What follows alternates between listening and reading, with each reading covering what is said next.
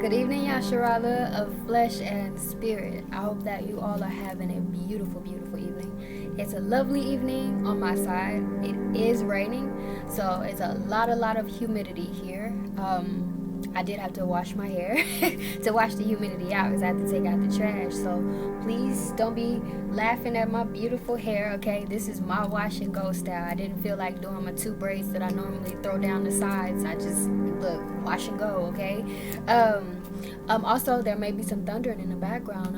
It's lightened up, so I don't know if it'll be thundering while we'll be in our teaching, but if you hear it, don't be surprised, okay? Today is the third day of the third Hebrew month. We are in the waxing crescent moon phase. It is considered the fifth day of the work week, okay? Gregorian wise, it is the first day of the sixth Gregorian month of the year 2022, and it would still be considered Wednesday, all right? It is right now 11:22 p.m. Central Standard Gregorian Roman Catholic time. These, to me, are the best hours to study. It's spiritually quiet and naturally quiet. Not many people are up at this time unless they're doing something they don't have no business doing. So that's sometimes rare, which I love. I love studying in the peace and quiet. We're going to be visiting the Wisdom Chamber again today, so I'm excited. We'll still be in the book of Proverbs, actually. I love the book of Proverbs. I love the Bible in its entirety, but these wisdom chambers are absolutely amazing. So we're going to visit chapter 5 of Proverbs. Similar to how we introduced the personifying of wisdom in chapter 4 of Proverbs, we're going to be introducing the personifying of unsound doctrine in Proverbs chapter 5. So I hope that you all are as excited as I am about this teaching. I'm absolutely thrilled as always, and I hope that you all are edified by this teaching and learn something new. But with further ado, of course, we know that we have to incline in the spirit and decrease in the flesh, which means we do have to open up with prayer. So, of course, my sisters, please make sure that your heads are covered. Your head belongs to the man, which belongs to Yahweh Shai, which belongs to Yahweh. Keep the perfect order. Yes, I will be covering my hair. Don't worry. My brothers, please ensure that your head is not covered, for your head belongs to Yahweh Shai, which belongs to Yahweh, the Most High. We have to keep the perfect order. But with further ado, let us go ahead and open up and begin in prayer to start our beautiful teaching. Thank you. Abba Yanoa, Yata Kwadash, Shamka, Wayata Barak, Malakwatha, Ratazawanka, Yahaya, Aishwaya, Bashamayam, Wabaarataza, Watantan, Lachamnawa, Tamyadyat, Wamakawal, Lanawa, Khataat Yanawa, Kaashara, Anachnawa, Mawakalyam, Lachawathayam, Lanawa, Wa'al Tabayanawa, Layadya, Nasayawan, Washamoyanawa, Makal Rai, Aman. Oh God, my heart is fixed. I will sing and give praise, even with my glory. Awake, psaltery and harp. I myself will awake early. I will praise thee, O Lord, among the people. And I will sing praises unto thee among the nations. O God, my heart is fixed. Thawadah, Yasharala, kayaYasharaal, waachwathya, latapala. Thawadah, kal. Thank you, Yasharala, of flesh and spirit, for staying tuned during prayer with me. You all know that I absolutely love prayer, and I appreciate when we're praying together. But we know that when two or more are gathered in the name of the Most High, that He is in the midst thereof, and we shall never be ashamed, for He is our God and none else. So thank you so much for staying tuned during prayer with me.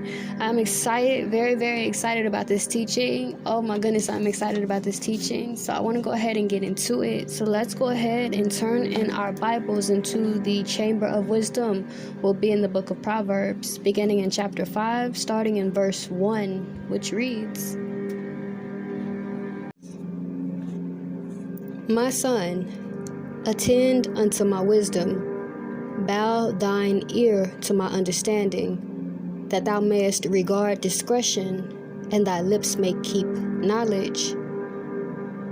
Now we already know who is the author of Proverbs. We know that this is King Solomon, whom is King David's son, the king of Yasharala, before the 12 tribes were separated into two kingdoms, the northern and southern kingdom, due to King Solomon turning from the Most High and worshiping gods that were not the God of his forefathers. We know again also that in accordance with the book of Kings, that King Solomon asked the Most High for discernment, for wisdom, so that he'd be able to know good from bad and be able to righteously judge Yasharala as a whole, with him requesting that specific request from the Most High opposed to women or riches or the head of his enemy or life of his enemy. He was given wisdom higher than any before him, and no one after him would have that wisdom. Of course, with the exception of Yahawashi, we know that no one can contend with Yahawashi. He is the master teacher. He's the very word of the Most High in a body. So coming back to chapter 5 of the book of Proverbs, reading verses 1 through 2 again to break them down, it reads, My son, attend unto my wisdom, bow thine ear to my understanding. We learned that the word understanding is basically faculty or discernment. So King Solomon is advising his children. Now I know that it says son, it utilizes the masculinity in the scriptures, but of course we as daughters of Zion, daughters of Sarai, we know that these scriptures are also directed to us as well. The kingdom of the Most High is not just made up of men, but also women as well. We are the helpmeet. We are the ones that bring forth the seed of our husbands. So indeed, the scriptures are speaking to us as well. So we can't always try and put all of the weight on the brothers. The weight is issued on us as well. Okay, we were both carried over here on cargo slave ships together. All right, so we in this together. So stop playing. So again it reads, My son, attend unto my wisdom, bow thine ear to my understanding. He's telling you to pay attention to my wisdom. Pay attention to my wisdom. Pay attention to my understanding of precise and righteous judgment. Pay attention to my understanding of how to perceive wisdom, instruction, and understanding. Pay attention to this and bow thine ear to my understanding.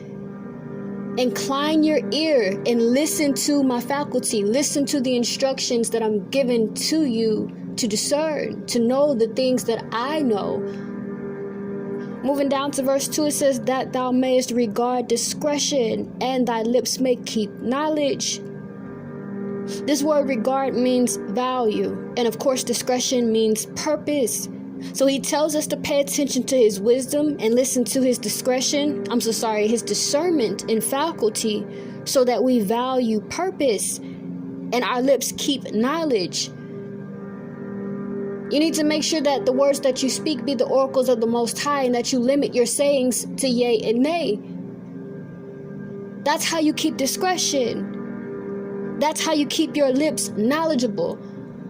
Having the spirit of life being on your tongue and grace upon your lips. We move over to verse 3. It reads, For the lips of a strange woman drop in honeycomb, and her mouth smoother than oil. Now, we know that coming out of chapter 4 of Proverbs, we were going into the personification of wisdom being introduced. Since we know that wisdom was being introduced or personified as a woman, as a her, as mother, as she, so that we as mere mortals confined to these fleshy bodies can understand. We need to understand that this strange woman in the chamber of wisdom in chapter 5 of Proverbs is relating to unsound doctrine. That's why it's a strange woman. When you think of something strange, what do you think of, my people? Something not familiar. It's foreign. It's alien. It doesn't belong here. One of these things is not like the other. It's strange. So he says, for the lips of a strange woman drop in honeycomb, and her mouth smoother than oil. King Solomon, and this is twofold, my people, this is twofold. I wanted to interlude right there. This is indeed twofold. But please remember, due to us being in the chamber of wisdom, we're relating it to the spiritual aspect. So again, he says, for the lips of a strange woman drop in honeycomb, and her mouth smoother than oil. He's letting you know that unsound doctrine is just that. It's unsound. So it's seducing. It's a seducing spirit. It's doctrines of devils. So if you understand that it's doctrines of devils and seducing spirits, you know that this strange woman will appease to your carnal appetite. You have the strange woman Christianity, which has a lot of our brothers and sisters of Yasharala, of just flesh, walking around thinking that the Mosaic law is done away with, or the law is done away with. It appeases to the flesh. It appeases to their carnal appetite to live outrageously behind their sin, behind this cloak of Christianity, which Yahawashi expressed that he hated in the book of Revelation. Christianity in the scriptures is known as antinomianism. So this Christianity, it appeases to you. The lips of that strange woman are like honeycomb. It flows like honey. When you think of honey, it comes out smooth, and then it's sticky too. So it says, for the lips of a strange woman drop in honeycomb, and her mouth smoother than oil. It's going to be a doctrine that appeases to your carnal appetite. It's not necessarily something that's going to be illuminating you in the spirit, inclining you in the spirit, breaking the bondage of death off of you, this bondage of fear. You're not going to ever incline in the spirit, because you've been seduced by this strange woman, this unsound doctrine that has you appeasing to your carnal appetite. Whether it be being a Muslim, I don't know if that's the name of their religion, but y'all know what I'm talking about. I don't know the names of these religions. I've never partook in any of them, gracious to the Most High. But whether you be partaking in the belief of the Ishmaelites, the first son of Abraham, where they don't even believe that Yahawashi even existed. This is a nation of people that don't even believe in the existence of Yahawashi. How appeasing to the carnal appetite can that be? For us that are just of flesh, not to believe that there is, or that there was, a Messiah to walk this earth that was the embodiment of the word of the Most High, showing us and telling us how to keep the law of the Most High, being the very image of the Most High, the very reflection of the Most High, because you know that no man had ever seen the image of the Most High, nor heard his voice. Yahawashi tells you this in the book of John. So again it reads, for the lips of a strange woman drop in honeycomb, and her mouth smoother than oil. Let's turn over here to the book of Revelation. We'll read chapter 17, verses 1 through 5. They read, and there came one of the 7 angels which had the 7 vials, and talked with me, saying unto me, come hither, I will shew unto thee the judgment of the great whore that sitteth upon many waters, with whom the kings of the earth have committed fornication, and the inhabitants of the earth have made drunk with the wine of her fornication. So he carried me away in the spirit into the wilderness, and I saw a woman sit upon a scarlet covered beast, full of names of blasphemy, having 7 heads and 10 horns. And the woman was arrayed in purple and scarlet color, and decked with gold and precious stones and pearls, having a golden cup in her hand, full of abominations and filthiness of her fornication. And upon her forehead a name written, Mystery, Babylon the Great, the mother of harlots and abominations of the earth. Now we know in specific, relating to chapter 17 of the book of Revelation, that this is speaking about Babylon, Mystery Babylon. We know that Mystery Babylon is, of course, the United States or America. We know that. But reading in a spiritual aspect, we know that this retarded country has individuals thinking that this be the land of the free. And you can do whatever you want to do when you get here. You have the little Ishmaelite girls leaving their country where they're supposed to be fully covered, head covered. They're doing pornography. They're over here wearing pants, jumping from ride to ride, knowing dang well if you did that in your country, you would be stoned to death. You have the Chinese people, the Moab man. They come over here, the Moab woman, she come over here. She's supposed to be submissive to her man. They come over here acting a whole different way because they're partaking in the fornication of this strange woman that sit up on a scarlet colored beast arrayed in purple and scarlet color, full of abominations and filthiness of her fornication. And when you're partaking in her abominations and fornications, you're going to be drunken just like she is. Come over here to the book of Isaiah 1:18 so we can get an understanding of this scarlet.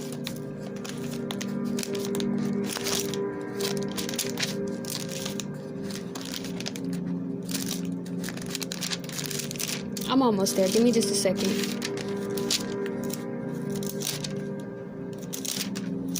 The book of Isaiah, chapter 1, verse 18 reads, Come now, and let us reason together, saith Yahweh. Though your sins be as scarlet, they shall be as white as snow. Though they be red like crimson, they shall be as wool. So when it lets you know that she's arrayed in purple and scarlet, it let you know that this whore is covered in sins. Covered in sins. So coming back to the book of Proverbs, chapter 5, rereading verse 3, it reads, For the lips of a strange woman drop in honeycomb, and her mouth smoother than oil. Moving down to verse 4, it reads, But her end is bitter as wormwood, sharp as a two-edged sword. Her feet go down to death, her steps take hold on hell. Let's come back over to the book of Revelation, chapter 18:21, because it tells you the end of this strange woman. Chapter 18, verse 21 in the book of Revelation reads, And a mighty angel took up a stone like a great millstone, and cast into the sea, saying, Thus with violence shall that great city Babylon be thrown down, and shall be found no more at all. We know the Revelation, or book of Revelation, is the revealing of the ending, the revealing from Yahushai unto him, his servant, from the angels unto his servant John, telling you what the end is going to be. So it tells you, but her end is bitter as wormwood, sharp as a two-edged sword. Her feet go down to death, her steps take hold on hell. That be the end of this strange woman, this harlot beast. That be the end. For the wages of sin is what, my people? Death.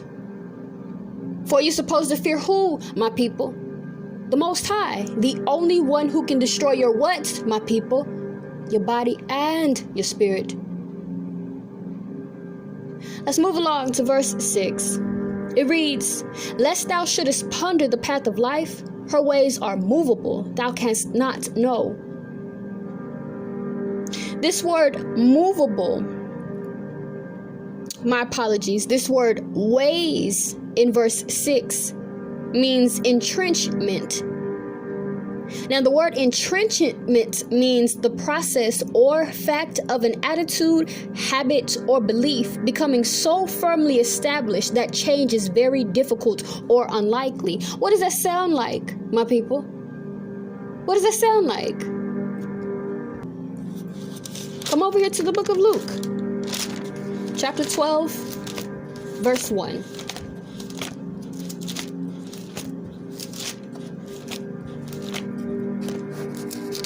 The book of Luke, chapter 12, verse 1 reads, "In the meantime, when there were gathered together an innumerable multitude of people, insomuch that they trode one upon another, he began to say unto his disciples, First of all, beware ye of the leaven of the Pharisees, which is hypocrisy." We have two words in this particular verse here. We have this word leaven and we have hypocrisy. Hypocrisy, of course, means dissemination or pretenseness. But then we have this word leaven, my people. This word leaven, we know that that is a substance which is small in quantity, yet thoroughly pervades a thing by its influence. That's the natural defining of leaven. But what be the spiritual defining of leaven, my people?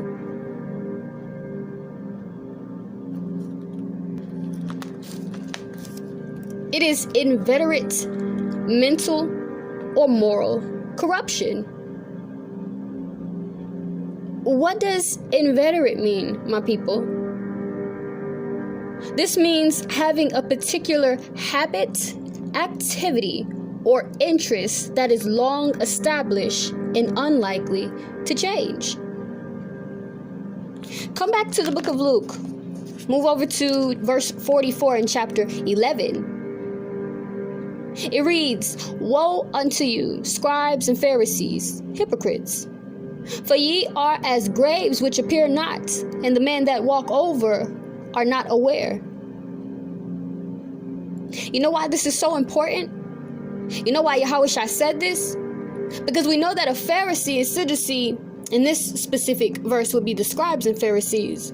We know that these be the individuals that the Jews in biblical times looked to for spiritual guidance, right?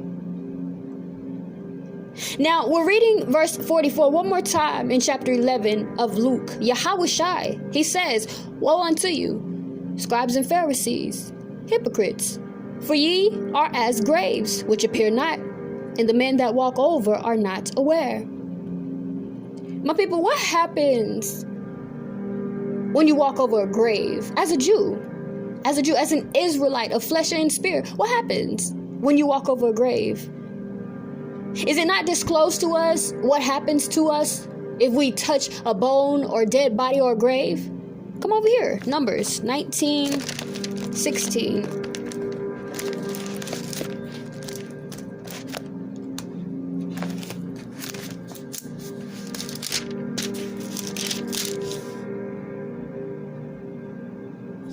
Numbers 19, verse 16 reads, "And whosoever toucheth one that is slain with the sword in the open fields, or a dead body, or a bone of a man, or a grave, shall be unclean 7 days." Now coming back over here to Luke 11:44, when Yahushua has likened the scribes and Pharisees unto graves that are unmarked that men walk up over, right? He's telling you, you taking your spiritual guidance from these individuals who are making you spiritually unclean by pervading you with this small substance that influence by its little bit of quantity influence. It influences you so much and destroys your spiritual spirit so much that it is unlikely that you will even come back to the law of the Most High, that you will even come back unto the truth. Which is why it says that many are called, but few are chosen, and to take heed that you be not deceived. Come back over here to the book of Proverbs, chapter 5. We're going to reread this verse again. Chapter 5, verse 6. It says, "Lest thou shouldest pondest the path of life, her ways are movable, thou canst not know." So we understand that this strange woman, so far, what we know is that this strange woman is smooth with her words. She appeases to your carnal appetite. She make it sound so good. She seduce you. When you think of someone seducing you, what do you think of? Whether you be female or male listening to this, what do you think of? As a male, you probably think of a woman, not even clothed, fully clothed, doing movements that are seducing to you, that bring you in. You know it's bad. Oh, you know it's bad. But you still moving toward her. My sisters, a man, the muscles and the oil dripping off his body, and he come touching you. You know he not good for you. Sister, you know he not good for you. But you still get caught up. Because, it just feels so good. It just looks so good. It's appeasing to your carnal appetite. Now picture this appeasing of carnal appetite in the spiritual aspect. It sounds good. Because I don't have to worry about the spiritual aspect. Because that doesn't seem too important when you're bringing up all the good that I'm going to be able to indulge in when my carnal appetite is appeased. I think I want to indulge in that a little bit more. I'll come back to this later.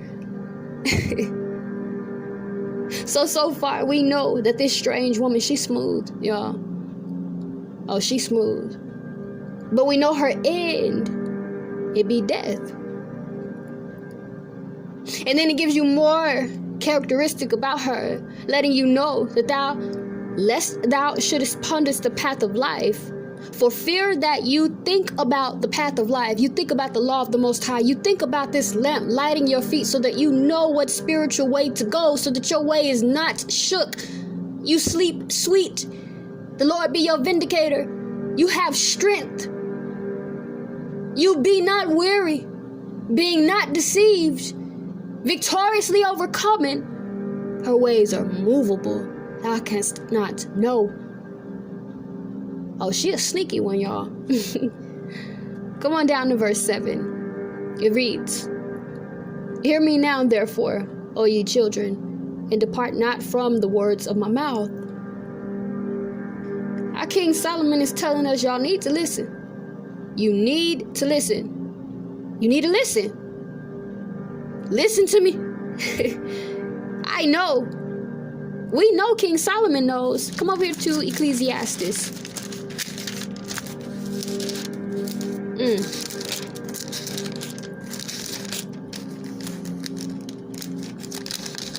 Ecclesiastes chapter 2 verse 1 reads, and this is King Solomon. It tells you in chapter 1 of Ecclesiastes, chapter 1 verse 1, the words of the preacher, the son of Thawadah, king of Jerusalem. This is King Solomon.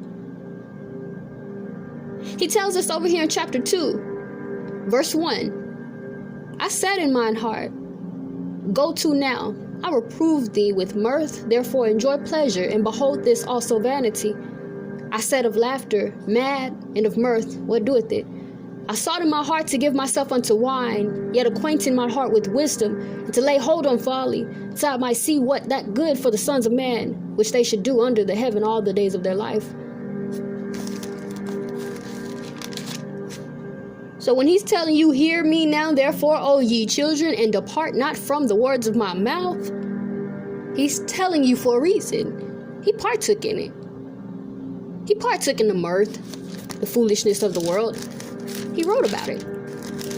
Go back over here to chapter 2. Let's read a little bit about what he did. Verse 1, chapter 2 of Ecclesiastes. He says, I made me great works. I builded me houses. I planted me vineyards. I made me gardens and orchards, and planted trees in them of all fruits. I made me pools of water, to water therewith the wood that bringeth forth trees. I got servants and maidens, and had servants born in my house. Also I had great possessions of great and small cattle above all that were in Jerusalem before me. I gathered me also silver and gold, and peculiar treasure of kings and of the provinces. I got me men singers and women singers, and the delights of the sons of man, musical instruments, and that of all sorts. So I was great and increased more than all that were before me in Jerusalem. Also my wisdom remained with me. And whatsoever mine eyes desired, I kept not from them. I withheld not my heart from any joy, for my heart rejoiced in all my labor, and this is my portion of all my labor. But chapter 2, verse 11 in Ecclesiastes is going to get you right. He says, then I looked on all the works that my hands had wrought, and on the labor that I had labored to do, and behold, all vanity and vexation of spirit, and no profit under the sun. So he's telling you, hear me now, therefore, O ye children, and depart not from the words of my mouth. Because he did it. He gave his heart to know Mary, to know folly, to know the thing to tell man, to bring joy to man under the sun. He tells you this. You got to remember that King Solomon was the most wealthiest man to ever live. The people that they're telling you wealthy in this day and time, please. Yeah, right. King Solomon's home was made out of gold. He had art on his wall that hung on his wall that cost 144,000. What we would equal 144,000, and that's just a piece of art. You know how you hang a picture on your wall? Imagine that. This art piece that he had just to hang on his wall cost the equivalent of $144,000. And that was just a piece of art. Just blowing money. And then we know that he also had women, 700 women. Women in concubines. He had what society today calls foreign women. But of course, scripturally, they're known as heathens. He had it. And what did he say about it all? Let's go back to it so that we read it verbatim and know how King Solomon felt about it. Chapter 2, verse 11 of Ecclesiastes. He said, then I looked on all the works that my hands had wrought, and on the labor that I had labored to do. And behold, all vanity and vexation of spirit, and no profit under the sun. It's just vanity. It has no profit. You can't take it nowhere. When you die, the one after you inherits what you've worked so hard for.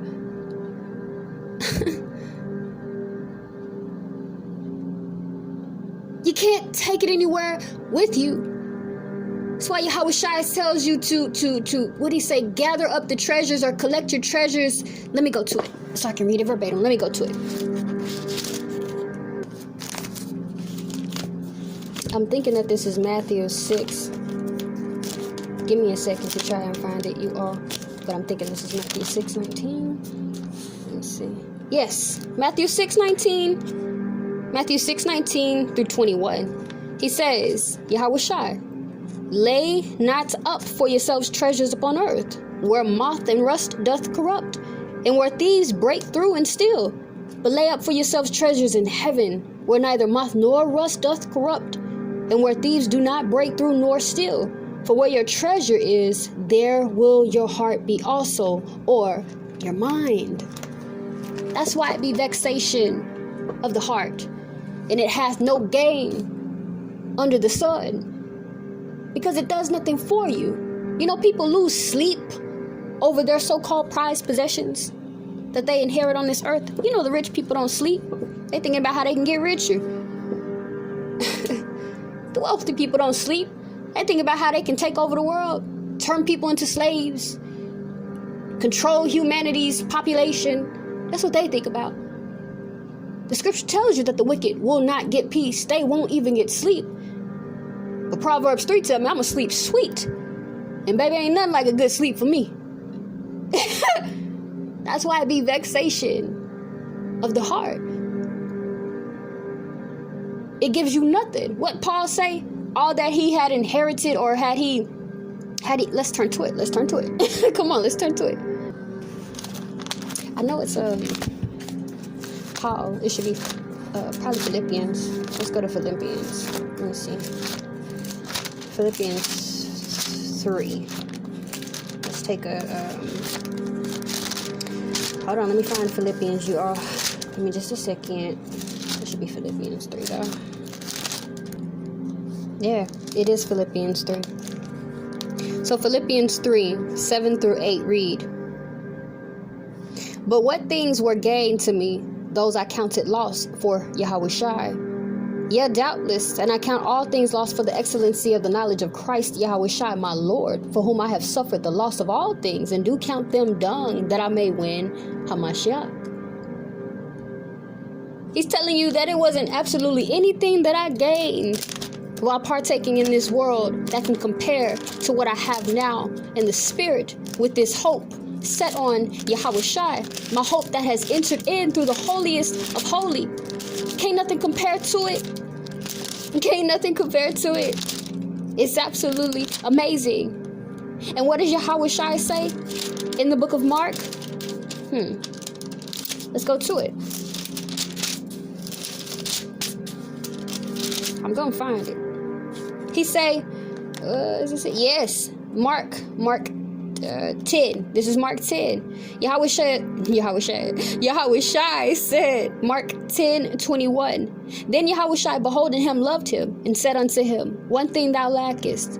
Go thy way, sell whatsoever thou hast, and give to the poor, and thou shalt have treasure in heaven. And come, take up the cross and follow me. And he was sad at this saying, and went away grieved, for he had great possessions. And Yahushua looked round about and said unto his disciples, how hardly shall they that have riches enter into the kingdom of the Most High? And the disciples were astonished at his words. But Yahushua answered again and said unto them, children, how hard is it for them that trust in riches to enter into the kingdom of the Most High? It is easier for a camel to go through the eye of a needle than for a rich man to enter into the kingdom of the Most High. That's why King Solomon said it didn't get him anywhere.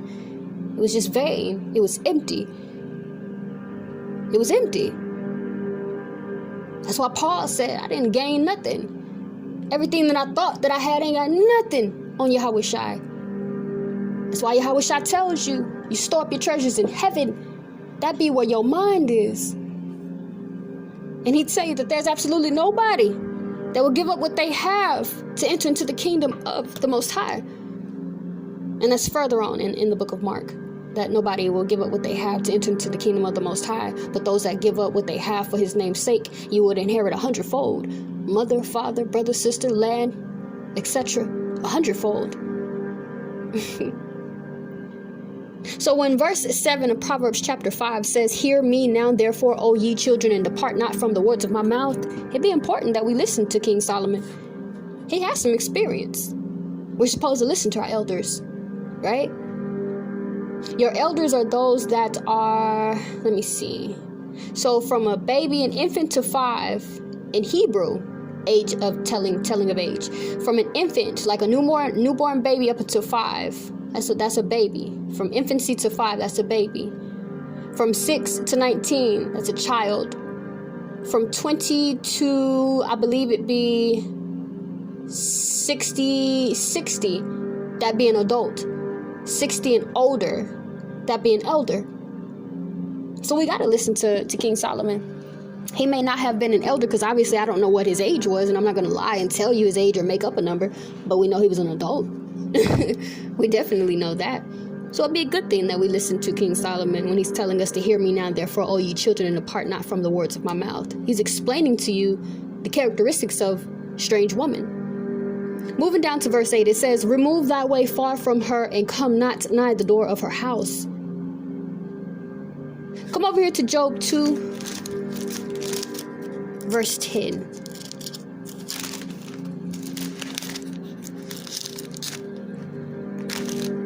Job 2:10 says, but he said unto her, thou speakest as one of the foolish women speaketh. What shall we receive it good at the hand of the Most High? And shall we not receive evil? And all this did not Job sin with his lips. And then we come over to get an understanding of what a foolish woman is in regards to the scripture. We turn to Proverbs 14:1, and it reads, every wise woman buildeth her house, but the foolish plucketh it down with her hands. So when Job tells you in verse 10 in chapter 2 that his wife was speaking like a foolish woman, we came over to verse 1 in chapter 14 of Proverbs to get the biblical defining of a foolish woman. And a foolish woman is a woman that plucketh down her own house with her hands. So when he tells us over here in verse 8, remove thy way far from her, and come not nigh the door of her house, You don't even want to enter into this strange woman's house because she's known for plucking down her own house. Why would you want to do that? That's in the spirit and in the natural. You have to remember that the Most High dwelleth not in temples made by the hands of man. You can't even serve the Most High out of your hands as though he's lacking something. He owneth everything under the heavens. Know ye not that ye are the temple of the Most High? So if we have the biblical defining of a foolish woman and knoweth that a foolish woman teareth down her house and that a strange woman is everything opposite of our mother, our wife, wisdom, we know it with a surety that this strange woman is a foolish woman and she plucketh down her own house. Then we can look at that twofold, spiritual and the carnal aspect. But since we're in the chamber of wisdom, we're going to look at it from the spiritual aspect. She's plucking down your very temple. She's destroying you as a person. Let's say we're partaking in a strange woman Christianity. And I only use Christianity because I know that there are a lot of Christians, you know. I don't know any other religions. I said that before and I'll say it again. I don't know any other religions. I've never partook in them. So I use Christianity a lot because I'm a little bit more accustomed to the foolishness that they partake in. We know that Christians, they love saying that the Lord loves everyone, right? He loves everyone. We're all brothers and sisters. So because you're partaking in this strange woman, she's tearing down your temple and making you love your oppressor, when the very scriptures tell you to trust not your enemy. For just as iron rusteth, so doth his wickedness. So you have you trusting your dang enemy, thinking that your enemy love you, that your very oppressor is going to change, that we're going to all be one. We're all going to sing songs, happy hallelujah. We're all going to end up in heaven, the same place.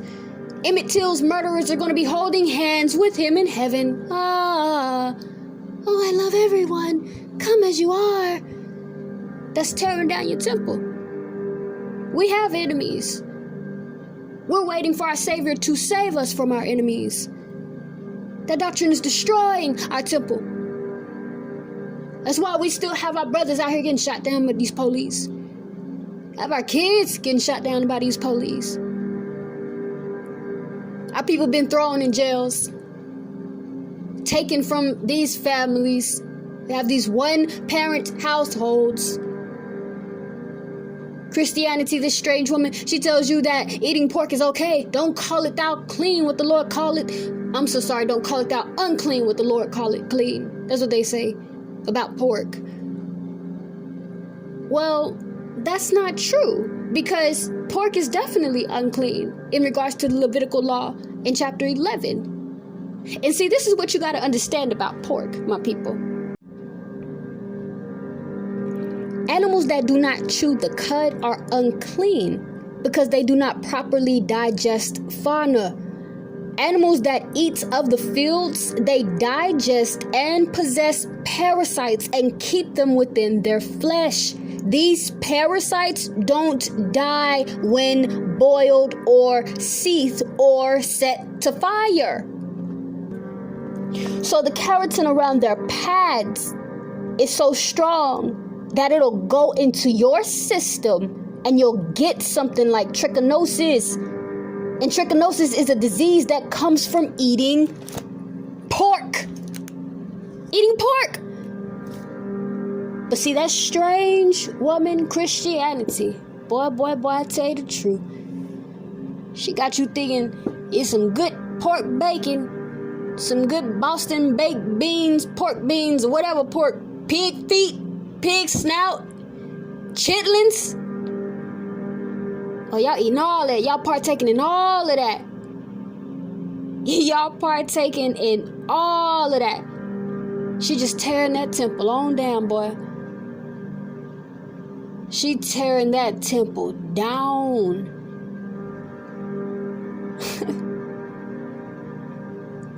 My sisters, that Christianity got you thinking that feminism is okay.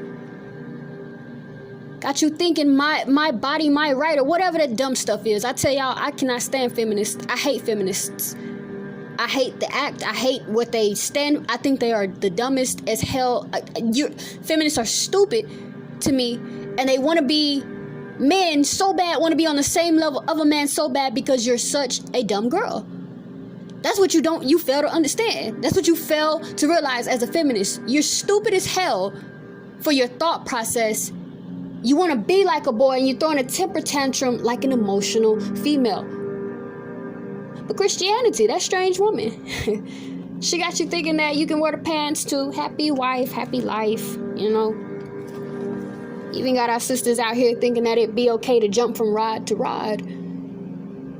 You do know that you have a vagina, right? And that your vagina has this thing called pH. And that when you're jumping from ding-a-ling to ding-a-ling, that you end up throwing off your pH, which makes you more receptive to STDs, STIs, diseases that you can't get rid of.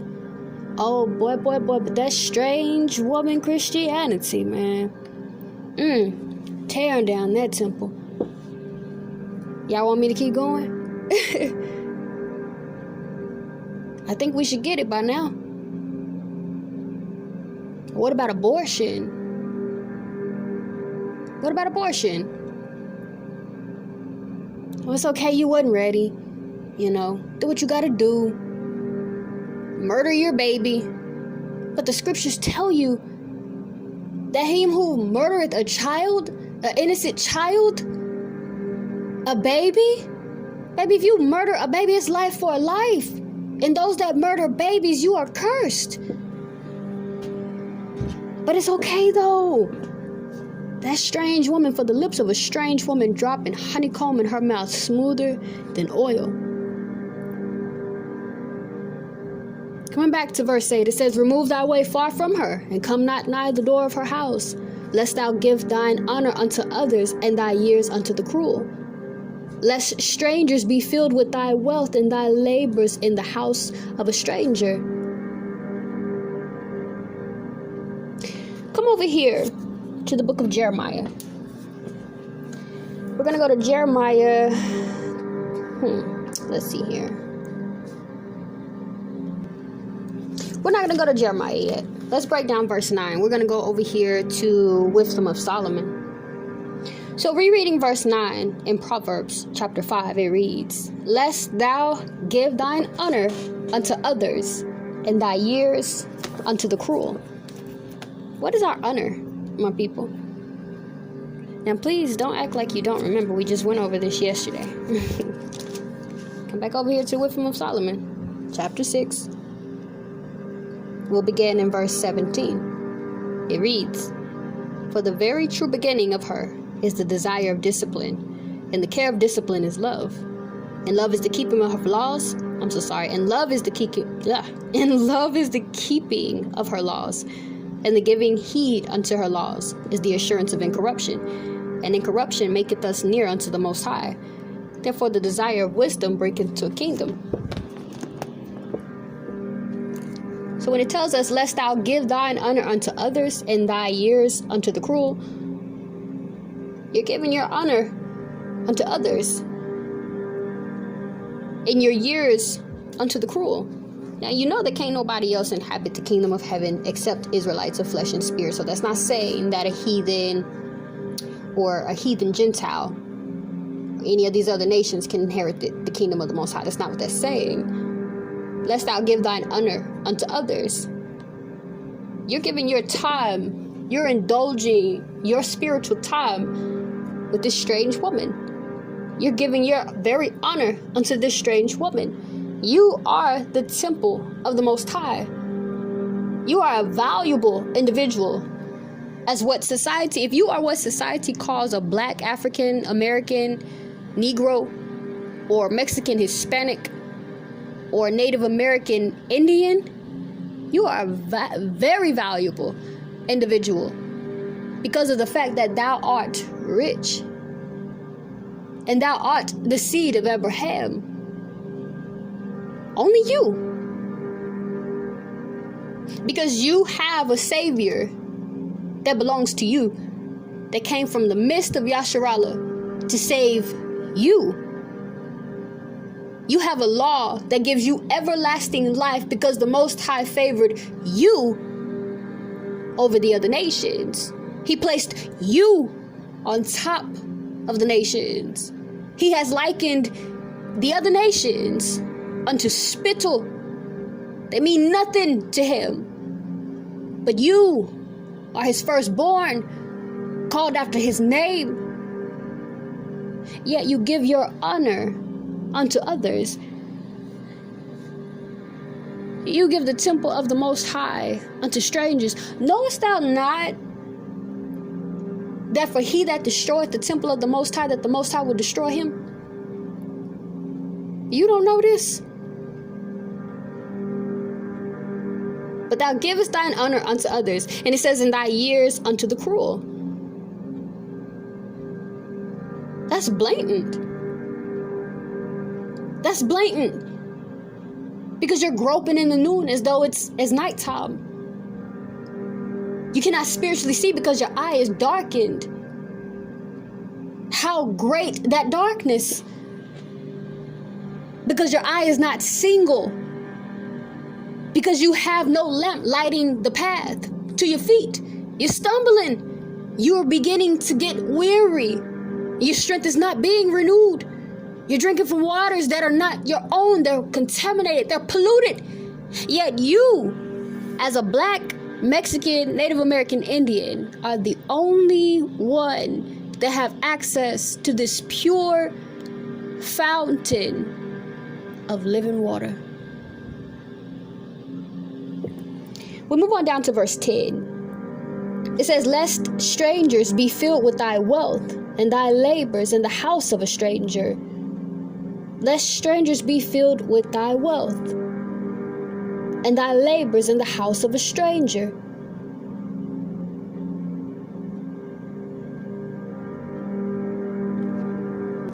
Come over here to Jeremiah. Now we move into Jeremiah. Jeremiah 2.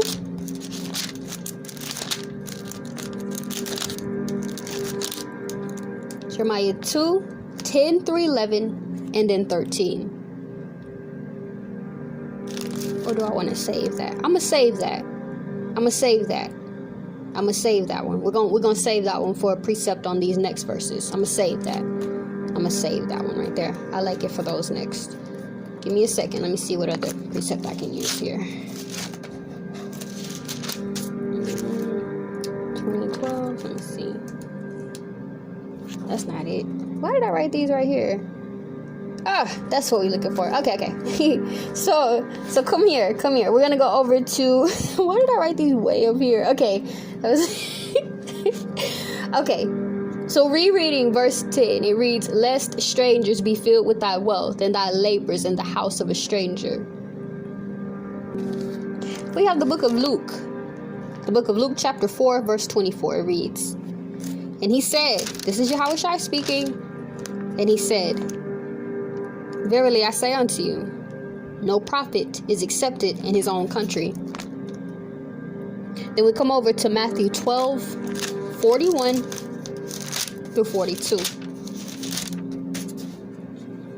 Matthew 12, 41 through 42 reads, the men of Nineveh shall rise in judgment with this generation, and shall condemn it, because they repented at the preaching of Jonas, and behold, a greater than Jonah here. The queen of the south shall rise up in the judgment with this generation, and shall condemn it, for she came from the uttermost parts of the earth to hear the wisdom of Solomon, and behold, a greater than Solomon here. So it says, lest strangers be filled with thy wealth, and thy labors in the house of a stranger. Lest strangers be filled with thy wealth.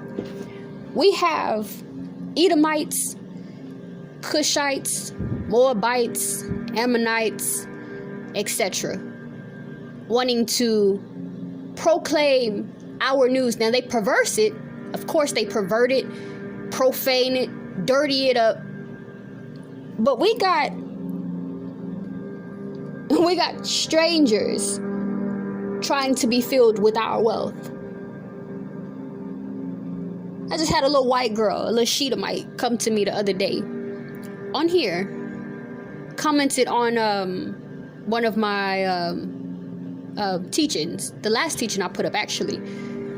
And I don't fool with white people, you know. I don't mess with any other nation except my own, obviously. But in accordance with Deuteronomy, it tells us not to meddle with these heathens. And specific in that verse is speaking about Edom. So I don't mess with them at all. I'm not like the brothers on the byways and highways that'll debate you, go back and forth. I don't mess with you at all. Your existence is disgusting to me. I don't even look your way. That's how I feel about them. This girl hop on the comment section.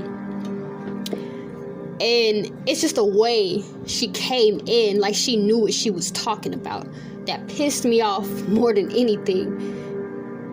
Oh goodness, it made me want to come through that screen and just punch her right between her eyes. Like don't ever come to me like you can tell me about my culture, my heritage, my lifestyle, my law, when you a damn devil. When Satan has been placed at your right hand and you're likened unto spittle and profaned to the Most High. You are part of a nation that he has forever indignation against. How dare you think you can come over here trying to teach me something? Girl, you got the whole game messed up. And you better be glad I don't use profane language on this channel. Y'all, that pissed me off on another level. I told the little girl, don't question me. If you're not an Israelite, don't question me. Point blank period. Don't question me. Don't come on here asking me no questions, asking for illicit breakdowns. I'm not about to break nothing down for you. Get the hell out of my face. What are you even commenting on here for? You know you got Shedemites, Edomites, the caucasity of these individuals. She keep going. Well, I believe I'm in him. You can believe what you want to believe, okay? You can believe what you want to believe to god dang the sun turn purple. You can believe what you want to believe. Not one jot or tittle will pass from this law. And you can keep believing what you want to believe. I could care less. But see, this is why this is happening. Because our people are partaking in being in bed with this strange woman. And then we have strangers trying to be filled with our wealth. Trying to tell us how to worship our creator. How to partake in our culture. So you got me all the way messed up. You got me all the way messed up. I'm not going to entertain it. And then girls say, she talking about if he black or if he fair skinned. Let me tell you something. If you knew your place or really believed in the God of Abraham, Isaac, and Jacob, you would know your place. The caucasity of you. Get your cave-dwelling, lice-eating, dog-smelling, pale-face, disgusting race. Girl, get out my face. Look, seriously. It says, let strangers be filled with thy wealth. Now, that's just the current situation or current experience. We had the Queen of the South. She came all the way to listen to, she came to listen to the wisdom of Solomon. Yet Yahushua was greater or is greater than Solomon. You had the people of Nineveh repenting for their acts. When Jonah came, but yet you had someone greater than Jonah present. But our people, we discard it, we condemn it, we shun this conviction, we shun this discipline. And we have these strangers trying to be filled with our wealth. That's why Nineveh and the Queen of the South will stand up in judgment and condemn us. How easy it'd be to proclaim this news to another nation of people who will accept it. You think if you go proclaim to Edomites that they are the chosen people of the Most High, that they're going to be, oh, what about the black people? What about the Chinese people? You think if you go proclaim this good news to the Moabites, aka the Chinese man, that they are the chosen of the Most High, that he favors you and likens every other nation unto spittle and places you at the top. You think the China man gonna be like, oh, what about the white people? What about the Ishmaelite people? You think if you go to Ishmael and tell Ishmael you are the seed that this promise was made and given to, do you think they're gonna go, oh, what about the white people? What about the black people? Hell no. Hell no. They gonna stand up as one right then and there and repent for their acts and turn to the law of the Creator. But yet you have Israel, and that's how you know we are the Israelites that the scriptures speak of. Still doing the same thing. You trying to save every damn body else, but don't give a damn about yourself. What the hell you care about an Edomite for? Do you not know what they did to Emmett Till in 1955? He was 14. My granny and him were the same age. And my granny is still alive. Do you not know that they're still lynching our brethren in Mississippi? Huh? You know the KKK done came back out in Georgia just a month ago or whenever it was, recently this year. Put it to you like that. But yet you want to save the white man. You want to save the white man that was raping your foremother, cutting your forefather ding-a-ling off, cutting his foot off, cutting your forefathers and foremothers, cutting your foremothers' babies out of her womb while the baby is still developing, lynching your mother, lynching your foremother, placing your forefather on a horse and hitting the horse so they can go in different directions and tearing that brother in half in pieces, and then creating a clothing line called Levi that have the image of this pants being torn while the horses are going in opposite directions. But you want to save them. My people are destroyed for lack of knowledge. And because you reject knowledge, the Most High will reject you, and you will not be a priest unto Him. Because you have forsaken the law of your power, He will forsake you and forget your children. This is how you know that what they call blacks, Native American Indians, and Mexicans are indeed the Israelites, the people spoken about in these scriptures. Let us move on. Verse 9 says, lest thou give thine honor unto others and thy years unto the cruel. Verse 10, lest strangers be filled with thy wealth and thy labors in the house of a stranger. Verse 11. So verse 10, lest strangers be filled with thy wealth and thy labors in the house of a stranger. That's just saying you're giving your labor, your spiritual time to a strange woman. Not wisdom, not your wife, your mother, but to a strange woman. The evil stepmother. When wisdom is calling you, crying out in the streets, trying to get your attention, begging you to come unto her, wanting to give you honor, to promote you. But you labor in the house of a stranger. You labor in Buddhism and Thaiism and Ishmaelitism and Christianity. And y'all go hard for it. That's my thing. I be in distress, emotional distress. I be so vexed. I be pissed off. I can't watch some of these teachings when the brothers be on the highways and byways. Because I be wanting to come through the screen and just choke the hell out of some damn body. You go hard to the paint for a religion filled of a nation of people that hate you. Given the opportunity, they will kill you. But you go hard for them in their religion. But you got a creator that will literally smote your enemies once you come back to his law. Y'all tripping.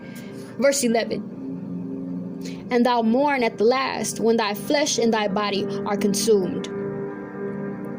And say, how have I hated instruction and my heart despised reproof? And have not obeyed the voice of my teachers, nor inclined my ear to them that instructed me. So coming back up to verse 11, it says, and thou mourn at the last when thy flesh and thy body are consumed. Come over here to Matthew 25:46.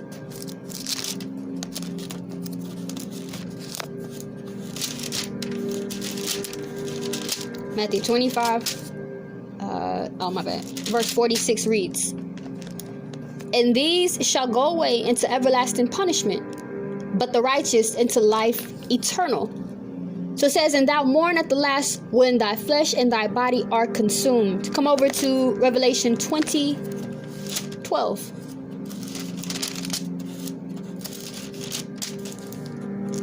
Revelation 20:12 reads, "And I saw the dead, small and great, stand before the Most High, and the books were opened, and another book was opened, which is of life.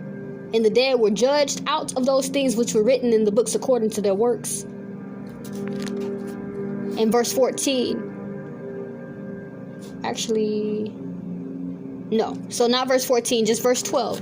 And then come over here back to Matthew 25:41, which we touched on just yesterday. I'm so sorry, I turned my pages too hard. Sorry. Matthew 25:41. It reads, "Then shall he say also unto them on the left hand, Depart from me, ye cursed, into everlasting fire, prepared for the devil and his angels." And then come over to Ezekiel 28:18-19.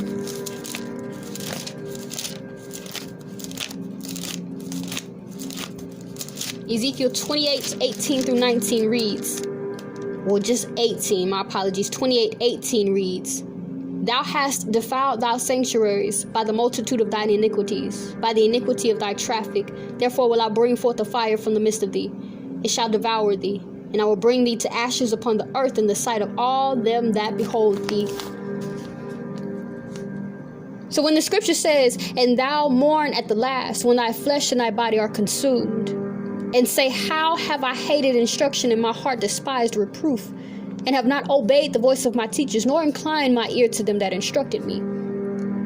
We went to Revelation 20:12, which shows that the dead will be judged by the book of life. Out of the book of life, you will be judged.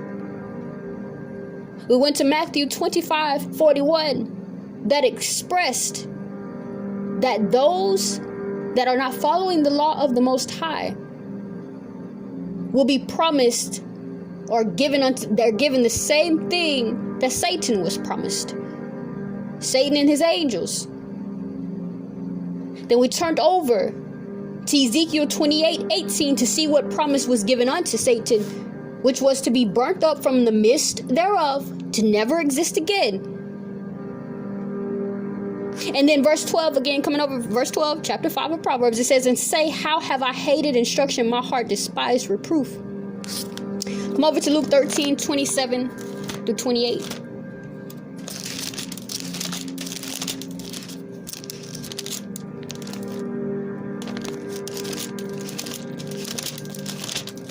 Luke 13:27-28 reads, "But he shall say, I tell you, I know you not whence ye are. Depart from me, all workers of iniquity. There shall be weeping and gnashing of teeth, when you see Abraham and Isaac and Jacob and all the prophets in the kingdom of the Most High, and you thrust out." So rereading verses 11-13 in chapter 5 of Proverbs again, it reads, "And thou mourn at the last, when thy flesh and thy body are consumed, and say, How have I hated instruction, and my heart despised reproof, and have not obeyed the voice of my teachers, nor inclined my ear to them that instructed me." This is basically King Solomon said, now when you're at the point that when your flesh and your body is being consumed, because you're being burnt up, which is the same promised unto Satan and his angels and to those that want to follow Satan, then will you be experiencing the gnashing, weeping of teeth, because you're being thrust out of the kingdom of the Most High. And at that point, you will question why you didn't obey the voice of your teachers or incline your ear to hear what was instructed to you. But by that time, my people, what it's going to be looking like? It's going to be too late. It's too late. It's over. It's over. Move down to verse 14. It says, "I was almost in all evil in the midst of the congregation and assembly." Verse 15. "Drink waters out of thine own cistern, and running waters out of thine own well. Let thy fountains be dispersed abroad, rivers of waters in the streets. Let them be only thine own, and not strangers with thee." So verses 15-17, remember when I said we're going to use Jeremiah 2 for those? Come over here to Jeremiah 2. Jeremiah 2:10-11. Jeremiah 2:10-11, and then 13 reads, For pass over the isles of Chittim and see, and send unto Kedar, and consider diligently, and see if there be a such thing. Hath a nation changed gods which yet no gods? But my people have changed their glory, for doth not profit. Verse 13. For my people have committed two evils. They have forsaken me, the fountain of living waters, hewed them out cisterns, broken cisterns that can hold no water. So when King Solomon is saying, drink waters of thine own cistern and running waters out of thine own well, what are these waters, my people? We talked about this just the other day. These waters be doctrine. Sound doctrine. The living waters. What did Yahweh say to that Samaritan woman at the well? Let me turn to it.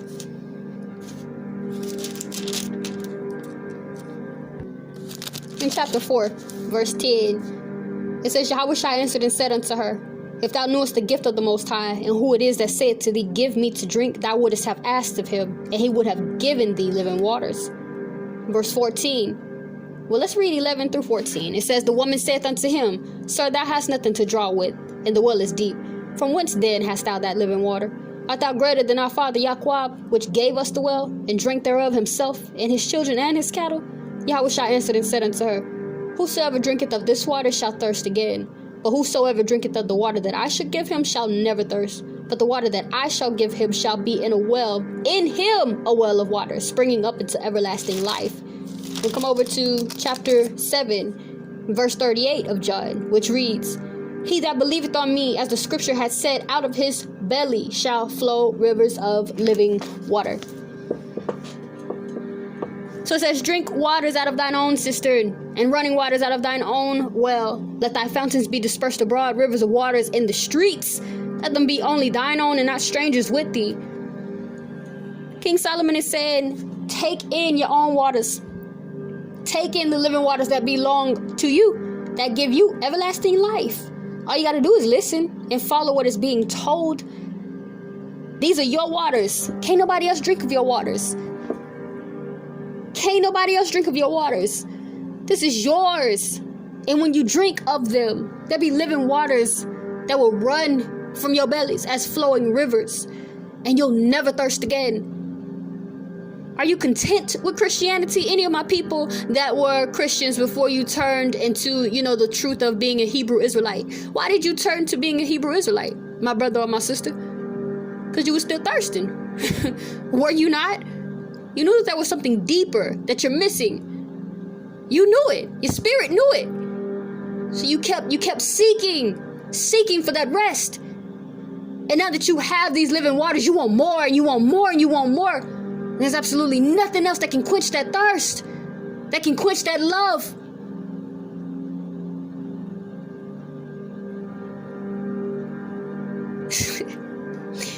It says, let thy fountains be dispersed abroad, rivers of waters in the streets.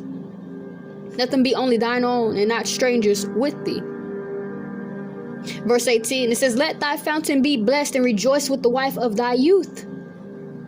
Who's our wife, my people? My sisters too. My sisters and my brothers.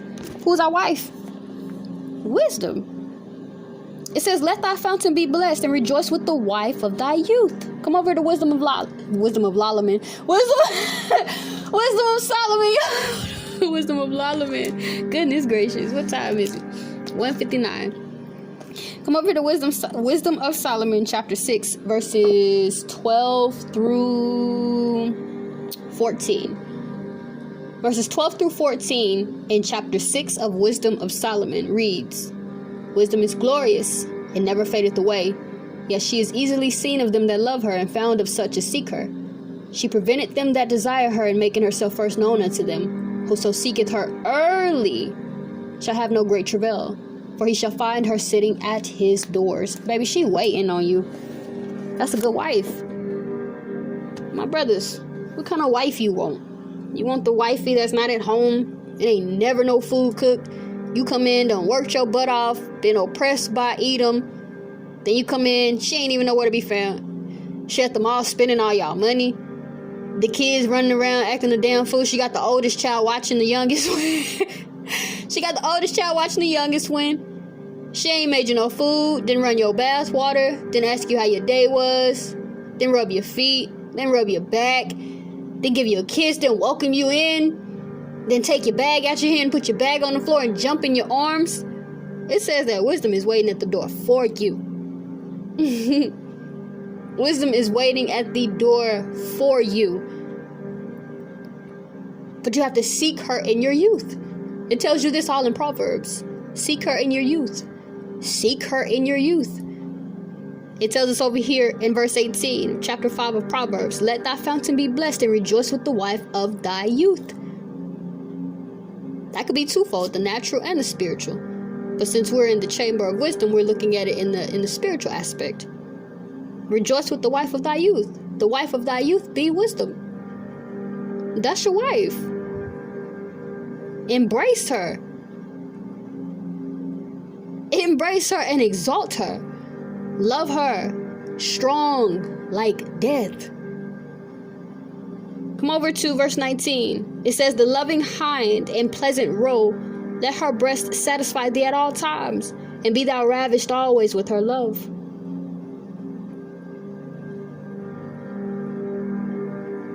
I love that verse. I'm sorry, I had to sit there and just take it in for a second. I love that verse.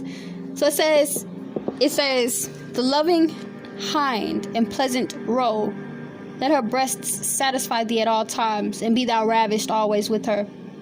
Now, people, why you think that King Solomon used the word breasts in this aspect? Yeah, she's a woman. Okay, it's personified as a woman. Yeah, I get it. All right. But where else? Turn to chapter 5, the book of Hebrews.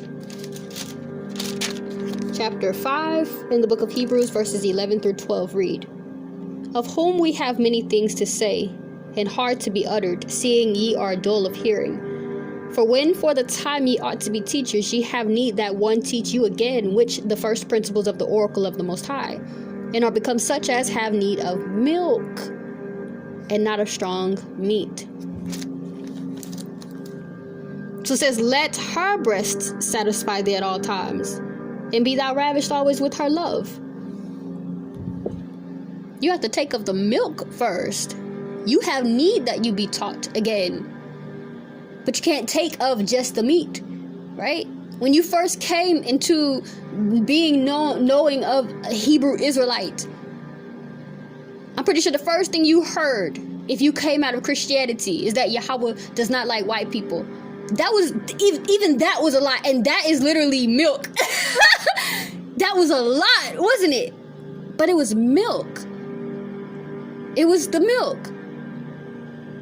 Now, let's say, for instance, you came into Hebrew, knowing about the Hebrew Israelite culture, our heritage, our lifestyle as a nation.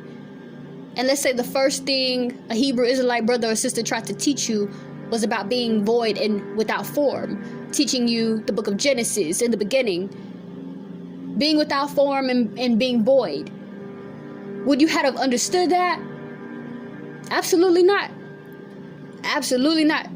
Absolutely not, because some of us didn't even know that on the first day that it was yalad, light and dark, that had been created. A lot of us thought that it'd be the sun and the moon that was created on the first day, and even that is milk. But it was a lot at one time. That's why it says, let her breast satisfy thee at all times. You're likened unto a what, my people? A babe. Be likened unto a babe. Be likened unto a babe, not only in understanding, but also in your spiritual nourishment. You need the milk first. You remember in Proverbs 3? In Proverbs 3 verse 8, where it says, it shall be health to thy navel and marrow to thy bones, which is the keeping of the commandments, by the way, will be health to thy navel and marrow to thy bones. And we understand that navel means umbilical cord, meaning that we are spiritually connected to the Most High. You are likened unto a babe. Needest thou your milk? You have to suck from the paps of your mother to be nourished so that you can grow. That's why it says here, let thy fountain be blessed and rejoice with the wife of thy youth. The loving hind and pleasant roe, let her breast satisfy thee at all times, and be thou ravished always with her love. You gotta let her breasts satisfy thee at all times. She got what you need. You don't need to be sucking from the pap of Christianity. You don't need to be sucking from the pap of atheism, whatever it's called. You don't need to be sucking from the pap of Thayism. It is the pap of wisdom that giveth unto these living waters. Those are the paps that you need to be sucking from. I love this book, y'all. I love the Lord. It says, and be thou ravished always with her love. Ravished means to delight, to ecstasy. To delight to ecstasy. We all grown. We done all been intimate before. My brothers, my sisters, have you ever been delighted to ecstasy? Yeah, sometimes it's a little bit more harder for a woman to, get her climax. But have you ever been delighted to ecstasy? That moment, that climax alone makes you fall so in love with the person that you're dealing with in that intimate aspect. It says, and be thou ravished always with her love. Be delighted to ecstasy with the love of wisdom. And that's deep. What? Y'all weren't ready. I wasn't ready either, y'all. That is deep. Oh my gosh. Move on to verse 20. Oh my God. It says, and be thou ravished always with her love. Man. Verse 20. It says, and why wilt thou, my son, be ravished with a strange woman and embrace the bosom of a stranger? Why would you want to be ravished with a strange woman and embrace the bosom of a stranger? Her titties probably sagging, the milk nasty, kind of dried up, You getting into ecstasy, climaxing with a woman that got STDs. With a strange woman that have spiritual STDs. Spiritual ST, she got spiritual HIV. That's just me giving you a similitude so that you can see it. You see how disgusting it is. It is. Move on to verse 21. It says, for the ways of man before the eyes of Yahweh, and he pondereth all his goings. So for the ways of man before the eyes of the Lord see you, and he pondereth all his goings. So of course we know the Lord sees us. His eyes are 10,000 times brighter than the sun, and our ways are not our own. He has predestined and ordained us, so we know that. That's just me just kind of, trying to milk it a little bit there. Verse 22, it says, his own iniquity shall take the wicked himself, and he shall be holden with the cords of his sins. Come over to Ezekiel chapter 18, verse 20. Ezekiel 18, verse 20 reads, the soul that sinneth, it shall die. Hold on. So y'all remember when I was just talking about these Hebrew Israelites that be, proclaiming unsound doctrine? When they be saying that the 2/3 are going to be regenerated into the kingdom. Verse 20 in chapter 18 of Ezekiel, the soul that sinneth, it shall die. That just cut that doctrine into pieces. And we already went a little bit over that in the prior teaching, but that there just cut that all up. Anyhow, verse 20 in chapter 18 of Ezekiel, the soul that sinneth, it shall die. The son shall not bear the iniquity of the father, neither shall the father bear the iniquity of the son. The righteous of the righteous shall be upon him, and the wickedness of the wicked shall be upon him. And then we also turn over here to Jeremiah 2:19. Man, that's deep. Boy, the Lord, oh my goodness. Jeremiah 2:19 reads, thine own wickedness shall correct thee, and thy backslidings shall reprove thee. Know therefore and see that in evil and bitter that thou hast forsaken Yahweh thy power, and that my fear not in thee, saith Yahweh thy power of hosts. So coming back over to verse 22 in chapter 5 of Proverbs, it reads, his own iniquity shall take the wicked himself, and he shall be holden with the cords of his sins. Your own wickedness is going to get you in trouble. You're going to learn by the repercussions that come from you being wicked. Just that simple. And it's not going to fall on anyone else. It's going to fall on you. You think if you're sowing evil, that someone else is going to reap it? Absolutely not. Absolutely not. Let me come over. I think that's in Galatians. Let me turn to it. I think that is in Galatians. Give me a second. This is it. Oh, I'm in Hebrews. Hold on. It's gotta be Galatians. It's just gotta be. Yes, Galatians 6. It says, "Be not deceived. The Most High is not mocked. For whatsoever a man soweth, that shall he also reap. For he that soweth to the flesh, to his flesh, shall of the flesh reap corruption. But he that soweth to the Spirit, shall of the Spirit reap life everlasting." Just as simple. "So his own iniquity shall take the wicked himself, and he shall be holden with the cords of his sins." You're going to be held accountable for what you're doing, whether you believe it, understand it, or not. You're going to be held accountable. Verse 23, it reads, "He shall die without instruction, and in the greatness of his folly he shall go astray." Turn over here to Job 21:24.